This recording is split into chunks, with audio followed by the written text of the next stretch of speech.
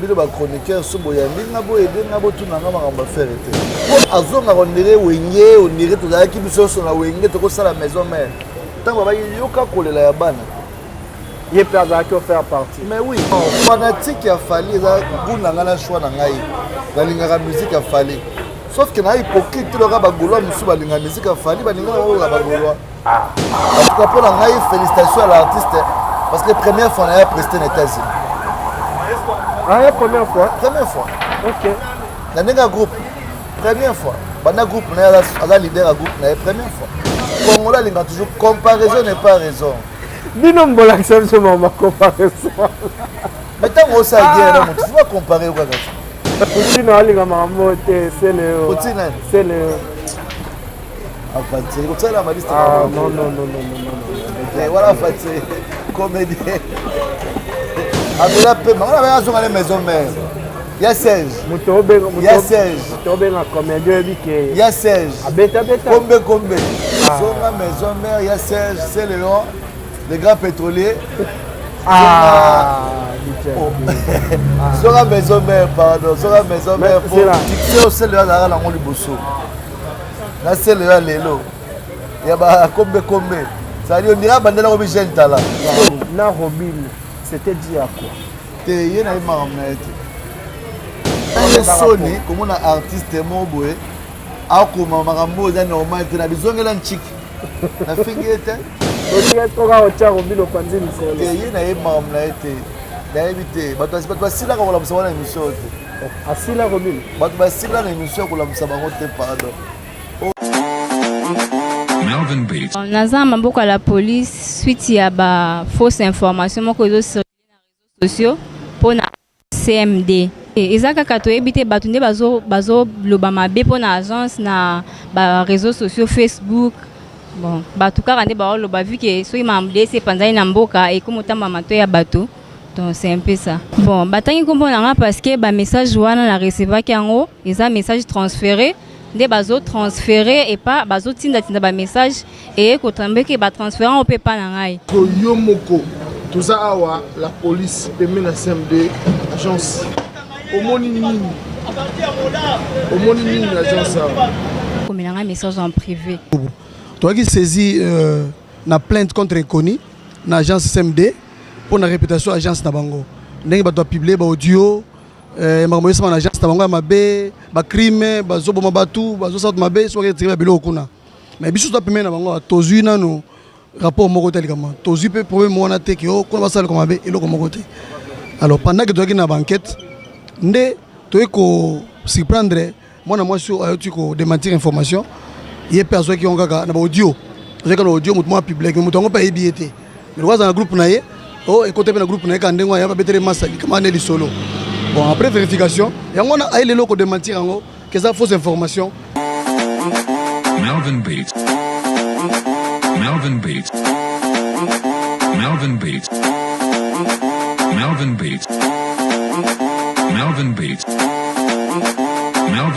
Voilà.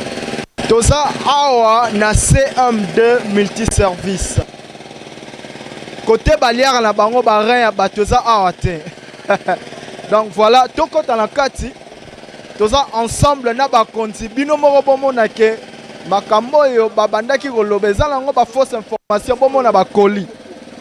Bozomona bino moko nini ba colis ezaleli ba rein ya batu batera na bango te bazora na bango ba rein ya batu te mauvaise publicité bato na soloka bazo telemela CM2 multiservice mais bazala musala muke ya rosaranate bozomona ndenge ye moko mwana mwasi wana démentir ba fausse information o basalaka contre CM2 multiservice. Melvin Beats. Bande kwa Congo, bande kwa Turquie, pona bakoli na bino na ba transfert d'argent, CM2 multiservice. Sombele suka na bisanga baluki semde na butu bakoki te babimi na moi na masola lokuta ata kutu bazaka na posa barango ata kutu bazaka na posa ya myom ata kutu bazaka na posa lingundu fo baselo za koli mo bakato yango nani akufeli ndeko oyo yaki kozwa koli azate mupepe nani basilisi kolota te tango kuna baagence na bango bakokanga nde bakotimbela na CMD na récupéré colis nanga euti Turquie balobi awa nde masolo so boyebi mosala te ekutika te to ngai oyo na CMD na colis nanga mobimba nga aza nanga commerçante biloko nanga eutaka Turquie ça CMD en tout cas mato michopo libanda eza te bozala na confiance ya Sirge balakini CMD multiservice nakotaki mobimba na bimi mpe na colis nanga mobimba bakosa bino te. Mesdames et messieurs, c'est un réel plaisir de vous retrouver encore une fois de plus sur Congo Mokili Télévision. On dit premier, votre humble serviteur, les tontons humbles de la République démocratique du Congo. C'est-à-dire quand on a les émissions, on a humble. Invité dans la ville Boébika Bajar Kaka. Un grand merci à CM2 Multiservice, le partenaire officiel de cette émission. Je dis un grand merci à GLI Construction, Geller Noti Pepo, un grand merci à Pablo Kini. Vous le savez très bien que lorsque nous apparaîtons, justement parce que l'actualité est à la carte de partout et un chouchou des internautes, c'est un démon de l'ambiance en fait. Nicolas, c'est vous là la tête, problème ni nango ozonge libiso que naiko laver les soucis nous sommes descendus voir Papa Berry, DJ Abdul. Hein? Bonjour. Toujours, ça va bien mon frère. Dondi. Après plusieurs fois des reportages. Ouais, aujourd'hui quand même on a été Dieu a voulu. Dieu a voulu. Tu sais que j'ai beaucoup de respect et d'estime pour toi. Ouais. Donc à chaque fois que j'ai l'appel pour toi, je manquais pas. Sauf que nos programmes, des fois, ça fait des faux, mais ça va quand même. Non, on comprend quand même. Et on a un que l'homme m'a dit, on l'a la carte. Ah, tu l'as là. Tant que tu la mouka, tu as ce qu'il y a là. C'est-à-dire que tout fonctionner na butu, na tongo, il faut matin au lala. Ok. Ça veut dire que normalement 8 heures du temps. Si on a 5 heures du temps, il y a aussi reposé. Vous avez moins de temps. Moi, 4 mais on fait vraiment de l'effort de se reposer, de dormir, de prendre le temps de se reposer parce que pour ça, on a marqué la musique, l'ambiance, solalité, rose, problème. Ça fait plus d'années, ça fait 19 ans depuis que tu as la Coupe en donc. Mais ça va, on tient le coup. Les enfants ont grandi, nos fans ont grandi, nous aussi on commence à grandir aussi. Tu vois, bien qu'on apparaît toujours swag frais, donc, mais toujours, tu vas faire que notre âge de pouce à la ma quarantaine, donc... Mais félicitations au Bali. Tiens, au Bali, félicitations. Oui, en quelque sorte, mais ce n'est pas encore fini, c'est une première étape. Oh. Là, c'est une étape. On a une première étape. On a une coutumier. Non, là, c'est une prédote, rencontre familiale et tout. Entre ma famille, parce que ma belle famille, c'est Alibanda. Donc, comme il fallait quand même, tout ça est là au moins bien par rapport à Honneur Nabango et puis tous les factures, auto s'est préparé. Mais tu vas dire enfin. Ah! Non, chaque chose a son temps, tu sais. Force à après, tu sais, dans la vie, le mariage, c'est autre chose. Le travail que nous faisons, aux orateurs, tout ça, il faut avoir une femme qui aussi a un grand cœur, qui a beaucoup d'amour, qui t'aime pas parce que tu es la personne que les gens apprécient, mais tu es la personne qui est son homme en lui. Au-delà de ça, il faut faire la part de choses entre personne et personnage. Tu vois? C'est très important. Alors, la base, donc c'est ça. Ah, Nathalie, une qualification. Voilà. D'accord. Non, ben c'est deux vies différentes. Alors il faut faire la part de choses, voir comment est-ce que tu dois être le père de la maison, le père de famille et l'acteur qui joue son rôle d'être DJ, artiste, tout ça. Mais tu n'as pas perdu de fans. Pour Marambango, c'est compliqué. Comme la fille, moi, Bobolingana thème, mais ça, jour au Bali, Mbalamogo. Bon, sauf pour la neka ba fan ngo pour bala répéter. Ya solo. Sauf fanatique à l'Indio quand on a pega fanatique à fanatique. Mais seulement c'est que la femme que tu épouses, c'est une autre personne en fait. C'est une personne avec qui vous allez rester tout le temps de la vie. À l'Indio, à Ebi Moussaro Nenge Zalaka, à Ebi Angé dans Monyoso, à Ebi Senga Raboé, donc ça dit On est à Moussala Nayo. Mais en retour, quand tu rentres à sa maison, officiellement, papa et Bana, tu vois. Après, c'est pas toutes les femmes qui ont ce cœur d'avoir les hommes qui sont célèbres. Parce que ma crise de jalousie, ça aura souvent. Ma qui tourne autour de ça. Et ce qui fait que manque à confiance, alors, il faut changer aussi statut. Avant, peut-être. Ça l'a rappelé bien. Et puis, ça on a eu une relation, mais peut-être qu'on n'a pas allé jusqu'au bout. Il y a eu plusieurs raisons. Je n'ai pas été toujours saint. Et au moment où il y a eu ma sainteté, donc c'est un destin. Et Dieu, il sait comment il fait les choses à chaque moment de la vie. D'accord. Moi, je pense que c'est là qu'est le début. Et nous prions que Dieu nous aide, qu'on puisse arriver jusqu'à la fin. Déjà, c'est bon. C'est bon. La PCP Moté, Nadège Lumière Love. Depuis Nadège Lumière Love. Nadège Lumière Love. Mazar. Depuis 001, donc au Canada, ouais. D'accord. Donc, Calamine Taozo Manaï, donc vous l'avez ça là quoi. Même bien qu'il parlait côté. D'accord. Ah, DJ Abdul. Mère américaine. Non, canadienne. Bande de côte souffrir, on a quinoa, rien. La quinoise. Mais quinoise, moi, genre. La quinoise, mais sauf que à Canada, maman a dit la quinoise. Yo, bah, mon mien, qui a canné, ça rien. Non, c'est faux. Et puis, elle aussi, elle se débrouille, elle a rejeté. Elle a rejeté. Le problème, c'est que Badbadalango toujours la MeToo, tu vois. C'est pas ça en fait. Le destin, c'est autre chose. Moi, si au rose, vous pu attaquer à Makala, yo encadré au comme CP, on a des dépôts à Makala, avant de produire Balbassa à Makala. Tu comprends ce que je veux dire? L'amour avec intérêt, il y aura toujours un lot au moins comme un souka. Mais quand tu aimes pour de vrai, et puis il y a le temps qui ne dit pas le contraire. Mais pourquoi nous avons poli Kaïzalaï? Donc ça veut dire qu'ils ont les destins en fait. Voilà, donc par rapport à intérêt ou bien par rapport à l'euro au Pakala. Non, je ne pense pas que sur l'année intérêt, pour intérêt n'est pas moi je pense qu'on s'est connus depuis. D'accord. Et le moment est venu. Pour mettre tout en marche, quoi. Voilà, on ne va pas trop tenir sur ça. Parler de la vie privée, Nayo. Merci comme tu as compris les vidéos. Mais est-ce qu'il fallait te toucher au carapot, ah non, je suis vraiment Abdul, mon tournier m'a renvoyé la tête. Surtout, il fallait normalement te toucher au carapot. Ma soeur, en tout cas, tonton a déjà occupé, quoi. Mais bon, vous allez se tenir, mais on va prier surtout pour aller bien. D'accord. Voilà, DJ Abdul, nous avons a débit, nous avons parmi les chasseurs d'ambiance. C'est-à-dire que nous avons des démons d'ambiance, nous avons des sarabiso, nous avons des sarabiso, nous avons fait en sorte que nous avons tout ça. Votre collaboration avec les artistes musiciens, et ça leur biso bien surtout. Mais aujourd'hui, les gens réclament. Et ça, DJ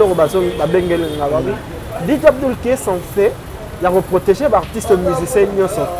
Mais il y a une casquette de Warriors, il y a une casquette de Lingara faire rigoler. Tu es allé même très loin à toucher côté faire rigoler pour c'est lui demander d'aller chercher Weranson pour la réussite de son stade de martyr. Pourquoi toucher na côté morobo et ça a bien été DJ Abdul. Si on appelle la scène na batuke, bile ba chroniqueur soboyandi ngabo aider ngabo tout na ngama ngamba faire été. Parce que je dis ça ceci. Pour éviter olobate na lobalangate.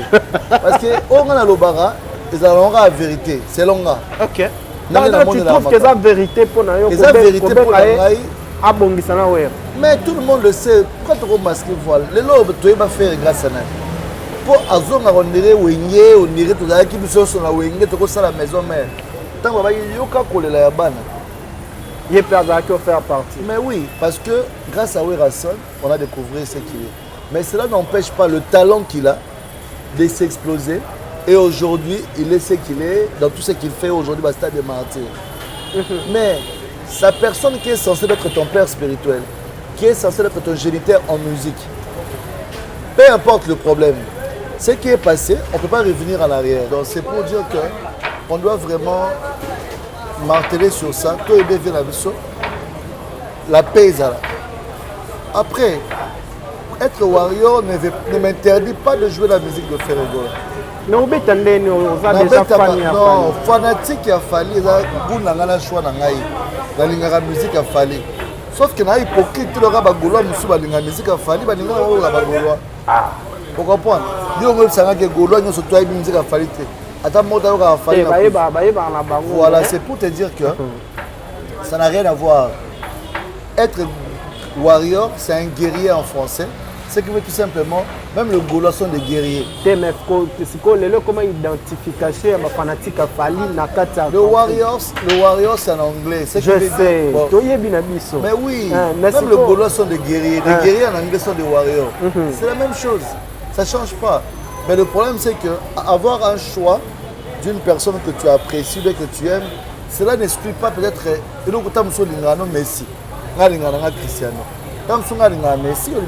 Mais exposer ça par rapport à ton métier, c'est ça le risque. Opinion et je suis correct avec moi-même. Mais cela ne m'exclut pas.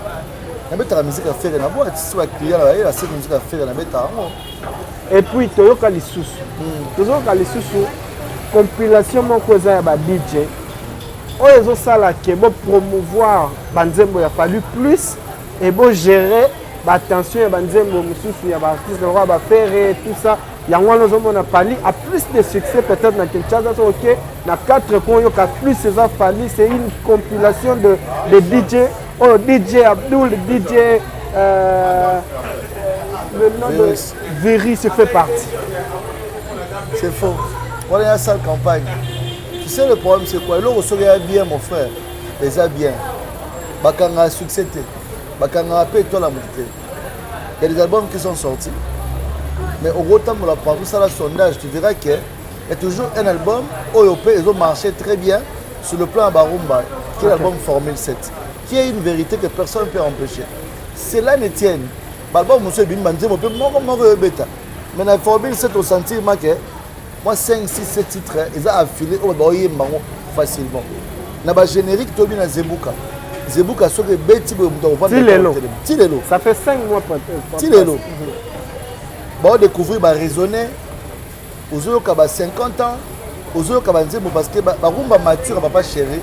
C'est plus de rumba, matin, message que papa chéri à transmettre dans l'album. C'est la rumba mature. D'accord. Ouais, c'est la rumba mature. Parce que Formule, c'était la rumba.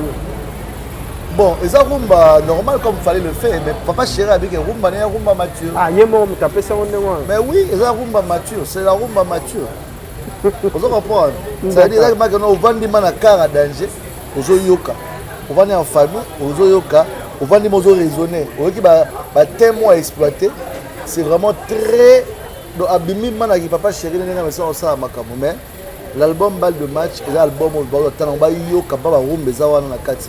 Mais Formule 7 actuellement ça joue. Donc on masque toute la vérité tu n'as pas ça le quota. Masque on doit y en plus par rapport à la vérité. Toute la vérité mais il tellement choquant à te belé. Beaucoup de gens n'arrivent pas à digérer cela. Mais va le toujours pas compliqué. DJ Abdou. Ah c'est quoi auto qui est un peu moins rapide parce que je rappelle que nous avons dans la soirée, nous avons un événement donc on a libéré moi au plus vite possible. Tout sur l'attente que les Congolais à RDC Nubal. Aujourd'hui, il y a Roga qui a sa date le 24. Et puis Ferrego là, le 24 dans le stade de Martyr. 2 pays différents déjà. Mais les journalistes, les Longwe Congo démocratique, les ici na Congo Brazzaville. Pour soutenir le stade, il y a Roga qui est un Congolais de Brazza, pendant qu'il y a un artiste de leur pays qui joue dans le Congo, on pas qui a besoin peut-être de soutien à Bango. Comment vois-tu Eloko Wana? Mon frère. Tant qu'un vrai Congolais, hein, tout agiste. Non, il y a un problème. Après, c'est l'opinion de chacun de nous. D'accord. Toi, tu es un communicateur. Si on te contacte pour aller couvrir un événement. Pour le monde de Ababenga en atteint. La lui, n'a mon ami sur la monnaie de Sobabenga. N'est-ce pas au Kendepe? You peux Kende. Oh. Oga, m'a considéré, m'a envoyé l'invitation. Tu soignes le téléphone. La PC ma condition à l'équipe nanga.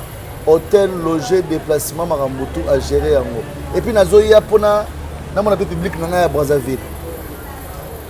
si bainvite ngai na stade de martyr à faire nenga nakende bainvite nga te nokendeni nake po bagoloa bamama banga yo moni ebake baba parce que na goloa te balinganga te musu baona ebele kota musomona ye wana simba ebendai vous comprenez. Alors pour éviter alors un journaliste c'est un communicateur. Si on le sollicite, on lui propose ce que l'autre n'a pas fait. Mon frère, le choix est clair. Après, ça dépend du patriotisme et à moto. Et puis, dans la relation, on a un événement. D'accord. On a une fête, on a une relation bien. Donc, on va comprendre comme ça que la relation. La plupart, côté affaire, il y a un contact bien. Et Warrior, la plupart des cas, ils travaillent pour Fali. Ils ne travaillent pas pour Fali. Ils communiquent pour Fali, ils communiquent pour tout le monde. Sauf que les gens voient qu'ils sont pour Fali. Non, attends. Et là, on professionnel. Les gens confondent une chose. Travailler pour Fali, c'est autre chose et parler des activités de Fali. Comment vous pouvez parler de communication de Fali sans pourtant parler d'autres personnes? Non, c'est faux. Moi, je pense qu'il parle aussi. C'est parce que peut-être... Les journalistes na porte-parole na bango te. Batala ba émission na bango, il parle aussi d'autres artistes. Il a fallu monde na ramunene parce que fallait peut-être na ndenge actualité na ba événement. Aujourd'hui, je peux te dire, il y a Héritier Watanabe qui vient se déplacer avec son orchestre, ba ken na jet privé, bazongi ba auto pas la présidence. Ba betara ba fêta, dernièrement ba tourner na Paris, ba auto zonga. Combien d'orchestres il y a qui nous va voyager dans la ministère bazongi mutakimité. À part bon, Bersa Kimaki. Bersa Kimaki, Atiki Olivier Nakoba. Nakoba, tu vois. Mais l'orchestre continue. Vous en comprenez. Héritier aussi est en train de se battre à son coin.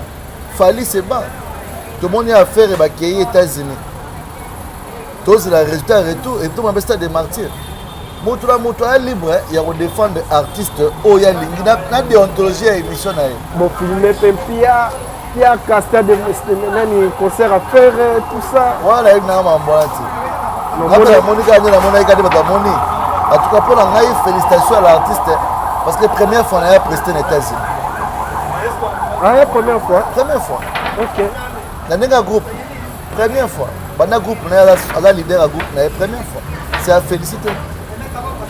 Les États-Unis, la blague était. Et dans un restaurant, et dans une église, et dans la wapi. Essentiel, hein? Il a joué. Congolais, il a toujours comparaison n'est pas raison. Dis-nous ma comparaison. Mais tant que ça guerre, tu ne vas pas comparer. Non, demande ça là. Adversaire nous a raté, tout le monde a regardé depuis Angola, tu es qui, nous sommes en Angola, qui noir, vous êtes Angolais 50-50. Donc c'est pour te dire que Nandenge na yo, pour adversaire moi, je vais monter là, non il y a les cues. Ayamba tel artiste. Ayamba tel artiste. Tant que Yamba DJ Abdul, moi DJ mo Fayamba. Donc on a un adversaire qui peut comparer. Le jour en beau ta mambala moro ba. Comparaison bandi. Mais est-ce que tu es d'accord avec moi que non, avant de poser une question, toi aussi ça n'a pas journaliste. Aujourd'hui l'Obama déjà. Batu ba lo babongo et la jour on a jalousie parce que on sa musa na bango. Babengi bango bafuti bango frère d'émission na bango bati ko sala musala c'est tout clair tout à fait normal bon na braza ba journaliste ba sala raté DJ Abdul moko ya braza sala raté au moment ceux qui bango bana plus de visibilité que ba o muso à Brazzaville pourquoi pas ba solliciter bango pour na réussite à roga roga sala mo pe par hasard té parce que yebi que bango pe ba balanda bango eza na Brazzaville eza la ana Kinshasa. Il y a moi vu bango ba les promotions. Il y a pas vu DJ Abdul na biso kara OK peta musu masina ya Lacoste. Mais pourquoi pas mais là contrat ba tsenga mo lo chocho fait na pe fait na muketonga c'est normal. Eza ko yo na be ko za noter. Eza ko ata na kinda na kinanga te. Na ata la ngala télévision. Pour yo ka muto banda yibiso masona stade ya Masina. Ke obeta Masina. Wa ezale lango banda olanda no ga makambu. No ambriera ave na en tout cas c'était prévu. Mais tout le monde a la Lacoste. Nanga grand frère, la vitesse niveau grand frère bêta. Ah, vous fallait dans Lacoste. Ok, tout le monde a organisé événement.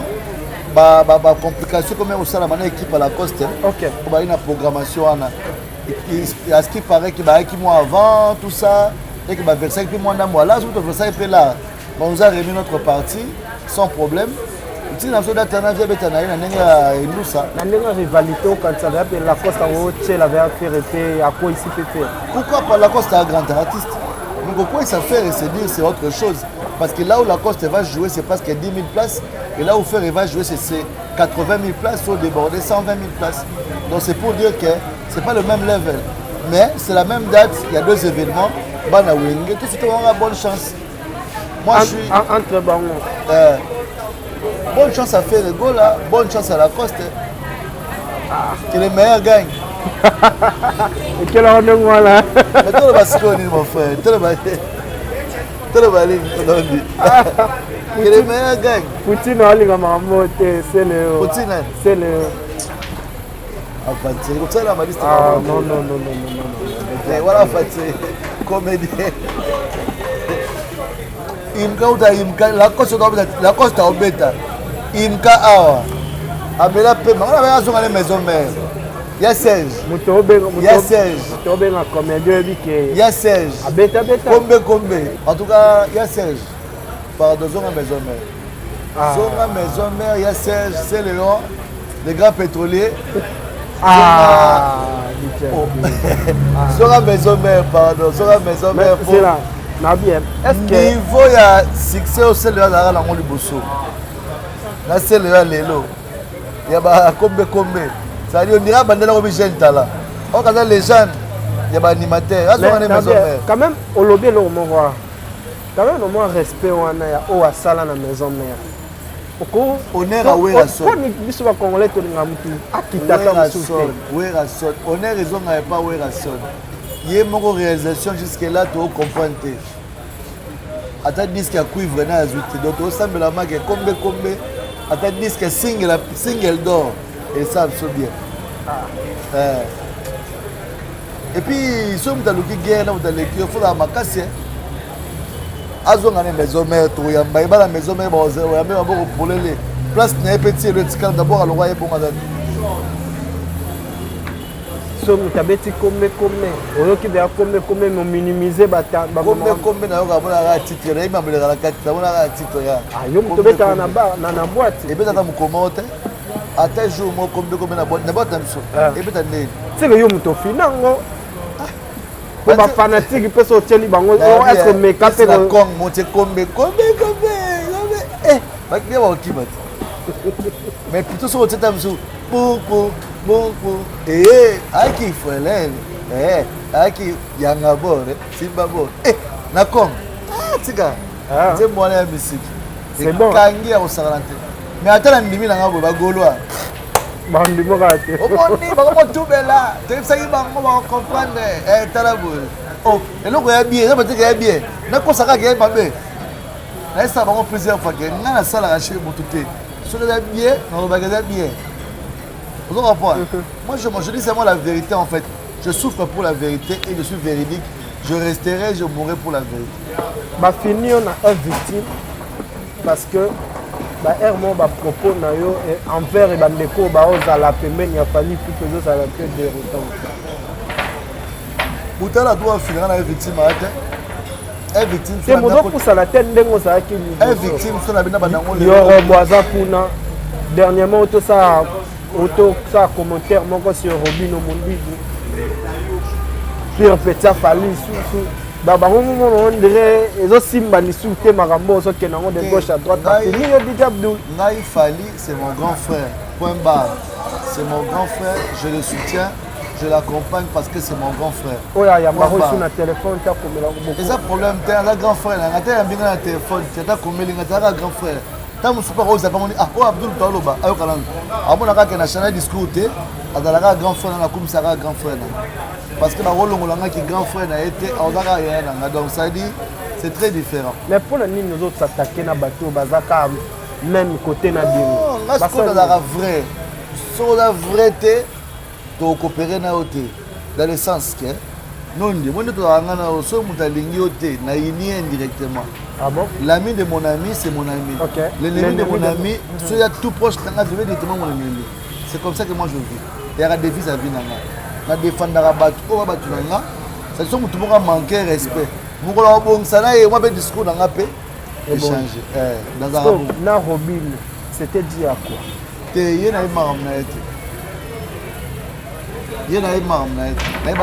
Qu'est-ce que tu as commenté dans ce wana? Il y a des sonnées, comme on a artiste mobile, à comment marambo est normal, tu as besoin de l'antique. La fingue était. Quand il y a un retard, tu as besoin de classe dans fingue. Besoin de l'antique. Est-ce que maintenant on a une problématique? Baron, que ça va avoir raison. Problématique. Elle a une problématique. Oui, Baron, hein? Elle a une problématique. On a la rata, il passe ça. La rata, on a les passe ça. Côté au Panzi Nicolo, côté Robin au Panzi Nicolo. C'est mon collègue, on a déjà arrangé. C'est mon collègue général. Comme le général des Warriors, moi je suis général des vrais chez Papa Chéri. Donc entre nous les généraux, il n'y a pas de souci. On a déjà arrangé dans la générosité. Il y a solo, hein? Mais tu es encore au Robin au Panzi Nicolo. Il y a une maman qui a été. Il y a évité. Si là, on va faire une émission. Asila Robin. Si là, l'émission, on va faire une pardon. Oh, soirée DJ Abdul, Papa Berry, le DJ Chéri de la République. Point barre. Nous sommes comme on a pour ça la montre. Tout ça promotion à toi. Pas problème de délai. Bon, on va finir pour te laisser. Ouais, non, non. Mais la CPL, il faut que nous ayons rendez-vous à chaque mardi. Ouais, obligé. La live lunch. Non, comme on l'a trop. Mardi live lunch chaque mardi. On se voit ici avec tous les étudiants de la République. Ça dit, il y a Belé mardi prochain. Il y a la première soirée à Bissau. Donc chaque mardi, tout le monde en a. C'est vrai que maintenant, c'est difficile. After fac, after work, Bissau, tout le monde en a live. Live fac, c'est à moi, 16h, tout ça. Ça dit, après fac, on va se détendre, on va se relaxer. Bissau, on a avec 12h, on va 12h. Bon, vous avez déjà dit à 12h, on va fac ici là. Chaque mardi. Donc, on a un rendez-vous chaque mardi. Et puis chaque jeudi, tu as un spirit. Na boulevard, na Royal. Jeudi na spirit, et pas un bel ami Kapenda, mais c'est l'ambassadeur. Et sans oublier, tout le week-end, tu as un Kong Kinshasa. Vendredi, samedi, dimanche. Jeudi, donc, tous ensemble, toujours na spirit. Donc la rumba, c'est bien. La musique congolaise vraiment à l'honneur. Et Rosalie, et puis tu réponds à l'activité dans Bissau. Rendez-vous est pris pour le 23 juin, c'est mon anniversaire. On a profité d'un invitation sur Balinganga. Tout le monde a l'émission sur la Kong Kinshasa. Ça dit bon réservé à ma place parce que le 23 juin, c'est mon anniversaire. Et puis le 24, on attend au 4 à Brazzaville pour un roga missile. Et puis après, tu rejoins le 25, tu mets dans Aqua Splash. Peut-être dimanche en famille. Donc on va rater le 24, on va rater le 23 dans Kong. Le 23 en famille. Le 25. Dans Aqua Splash le 25. Donc un show DJ inédit avec le DJ Chéri de la République. Seulement que toi, chaque jour à jour. Chaque jour, tu as un jour dans la ligne. Vous allez passer dans mon avion. Vous avez la bienvenue. Inosbi. Il s'est quand même excusé depuis la Guinée par rapport à ma propos. Il est revenu à sa parole. Alors, on va s'excuser que tout ça, mais quand même, il l'a fait. Aujourd'hui, vous excusez. Alors, mes contentements par rapport à Batoundé va réagir. Pour s'excuser, c'est autre chose. Je présente mes excuses par rapport à mes propos tenus à tout le peuple congolais. Moi, en étant votre frère, ce que j'ai dit, ça a touché beaucoup de gens.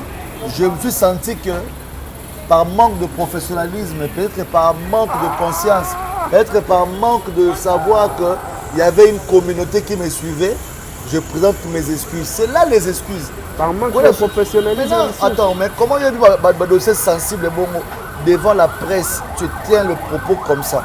Tu sais, quand c'est un propos qui est hors caméra, c'est ton... Mais quand ça devient devant la presse, ça devient pour toute la nation.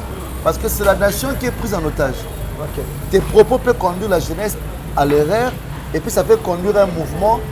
Babunga sens ya combat aux générations pour la mort au bakufa na est na hommage à Baba Nyonso Akenda. On va le faire bien, mais on est compliqué. Non, c'est la vérité, mon frère. Si ce n'était pas lui, c'est un autre artiste, j'allais toujours parler la même chose. Oui, s'il a raté. Non, mon frère. On appelle à la conscience. Quand tu es un jeune leader, il faut savoir ce que tu dois dire devant la presse. C'est très important. Donc, tu veux dire qu'il est mal entouré? Non, il est bien entouré, sauf qu'il domine son entourage. Dans le banane daté. Parce que ceux qui manager n'est à Sola là qui a une question, on a toute la conférence de presse, il y a une partir parce qu'il va recadrer à répondre en côté. Parce que tant que c'est que c'est lui le boss qui décide. Tu vas retomber. D'accord, voilà. Merci beaucoup, DJ Abdul. Je donne rendez-vous, c'est samedi.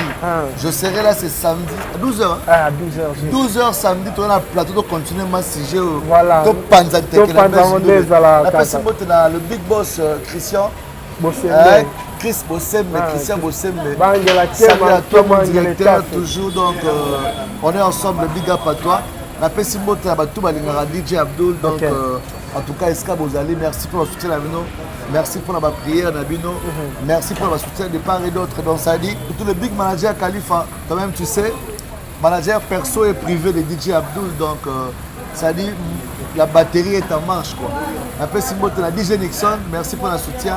Héritier Foumou la grâce, donc 10 ans de carrière, ça se fête, donc force à toi. Et puis chaque mardi, tout en a. Après c'est bon, Yannick Zone, sans oublier Cédric de Tokyo number 1, bon retour à Kinshasa. Après c'est le big boss, Azab boss, Azakoufa boss. Eric Mandala boss. L'appel son moutoumoro. Ouais. Djibril Ndombe Casimiro. Djibril Ndombe Casimiro. Voilà ce qu'on a. Mon témoin, maman Nathalie Ndombe.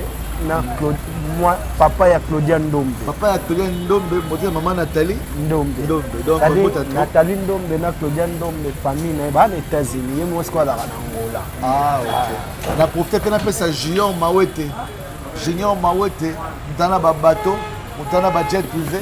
Patron des patrons Junior Mawete ce que allez dans Angola. Pablo Kino boire arrêter. Pablo Kino. Pablo Kini na yoka kombo bon banga otanga bakombo na yebite c'est bon. Pablo Kini le Pablo Kini na mota trop la pesi Adolphe Montebachila Mwina prêtre de bien Angola. Adolphe Montebachila Mwina yo ngwana sans oublier Serge Tata Kiboko le mon vieux Calamité na Zoya. Serge Tata Kiboko na mon DJ Gloire MP4 na mon DJ procureur. Donc voilà pour DJ le tournoi de depuis Paris, mon frère, on est ensemble et sans oublier donc Paolo Toudil le sénateur. Tout le staff français congolais, trop dans Angola, nous manqué d'une trop calamité. 5 ans après, merci beaucoup, mesdames et messieurs. Après, c'est moi le boss d'Arène, patron et staff. DJ nous surtout boss d'Arène et puis sans oublier Caleb Dinata, le manager, marketeur, donc on est ensemble. Merci beaucoup, je dis un grand merci à Sam Kou pour le nécessaire à Londres. Un grand merci à toi, Bandero Balinga, non du premier. Bon, c'est Cédric Iteka, $100 000, c'est quoi? Motema ya Sarah Aleda Teka, Nakati Angola, Bambote Nayo, GNI Construction, Gelor Nondi Ipepo Construction. Tokutani prochainement, ciao. La maison Stelman vous propose des prestations de qualité pour vos gâteaux de mariage, anniversaire ou autres événements. La maison Stelmac vous propose aussi des gâteaux personnalisés pour vos anniversaires ou autres. Contactez-nous au 06 63 30 36 83 ou encore au 07 81 83 15 74.